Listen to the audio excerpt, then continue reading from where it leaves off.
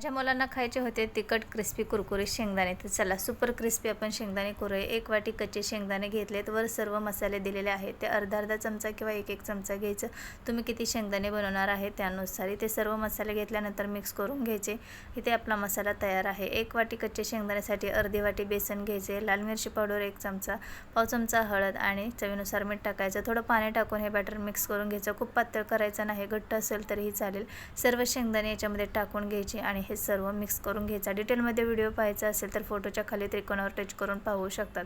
तेल गरम झाले की 2 चमचे हे शेंगदाणे यामध्ये टाकून घ्यायचे आणि लाकडाच्या उलटण्याने पाठच्या साईडने असे हलवून घ्यायचे, म्हणजे शेंगदाणे मोकळे होतात। कमी गॅसवरती क्रिस्पी कुरकुरीत होईपर्यंत हे शेंगदाणे तळून घ्यायचे आणि जसजसे तळून घेईल गरम असताना यामध्ये थोडा मसाला टाकून घ्यायचा, म्हणजे सर्व मसाला या शेंगदाण्याला लागला जातो। तरी ते सर्व शेंगदाणे तळे तुम्ही पाहू शकता किती क्रिस्पी झालेत। आणखीन व्हिडिओ पाहण्यासाठी सबस्क्राईब करा, लाईक करा। बाय।